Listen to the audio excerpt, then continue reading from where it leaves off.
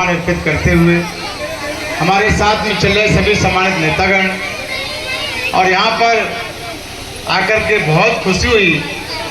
यहाँ युवाओं का जोश देख करके बहुत अच्छा लगा और ऐसा लगा कि वास्तव में परम पूज्य बाबा साहब का अभियान जो उन्होंने कभी प्रारंभ किया था माननीय कांशीराम साहब ने, निश्चित रूप से बहुत जल्दी पूरा होने वाला है और बाबा साहब का सपना बहुत जल्दी पूरा होने वाला है। जब हमारे नौजवान अपने दिल में ये ठान लें तो निश्चित रूप से कोई भी दूरी नहीं रहती और कोई भी मंजिल अधूरी नहीं रहती। मैं आप सब लोगों को बहुत ज़्यादा समय आपका न लेते हुए, हमारे पूर्व वक्ताओं ने सभी बातें बताई हैं और मैं समझता हूँ कि इस पार्क में, इस कैंपस में जितने भी माताएं, बहनें, बेटियां, हमारे शहर स्पेशली बुजुर्ग, नौजवान और बच्चे हैं, उनको किसी भी प्रकार की कोई भी ट्रेनिंग देने की आवश्यकता नहीं। बताओ भाई, है जरूरत किसी को ट्रेनिंग देने की? आप सब लोग ट्रेंड है, वेल ट्रेंड है, आप ऑटोमेटिक ट्रेंड है। आपकी जो स्वतः स्फूर्ति है, जो स्वयं का संचालन है, वो निश्चित रूप से अनुकरणीय है, अभिनंदनीय है, वंदनीय है और प्रशंसनीय भी है।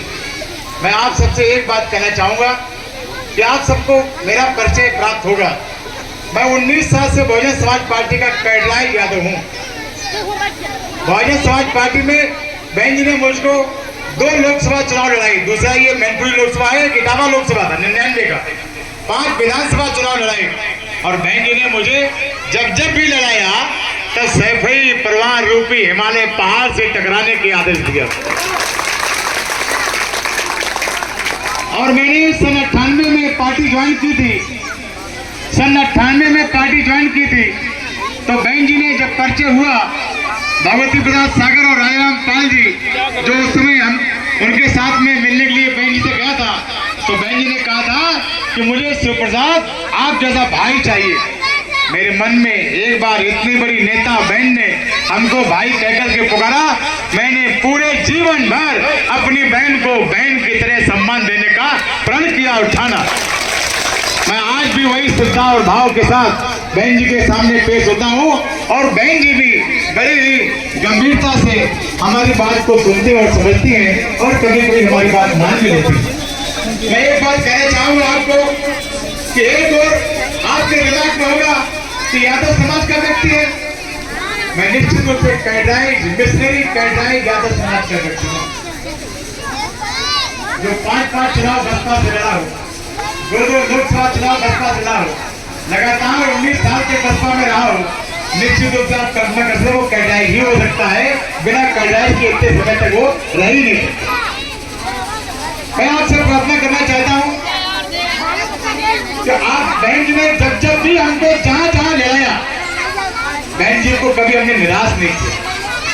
99 लोकसभा चुनाव में 1,72,000 वोट इटावा लोकसभा में पाकर 8,500 से नंबर 2 पर रहा और नंबर 3 पर वर्तमान जो MP मिश्रा वो नंबर 3 पर। बहन जी ने मुख्यमंत्री मुलायम सिंह यादव के खिलाफ 2007 में लड़ाया। पूरे जनवरी की काउंटिंग में मुख्यमंत्री मुलायम सिंह जी यादव, जिनको धरती पुत्र कहते हैं, वो धरती चाहते हैं और हाथी उनके सीने पर पैर रख करके चिंगारता नाम बोल देता। 2009 में जब बहन ने परम को टिकट दिया तो उसी सीट से 18,500 से जीत करके बहन जी का आशीर्वाद पा करके उस सत्ता के घर में नीला परचम लहराने का काम किया। आप सभी से प्रार्थना है, आप सभी से आग्रह है कि इस बार का लक्ष्य हमारे हाथ में है। इस बार का लक्ष्य हम प्राप्त कर सकते हैं।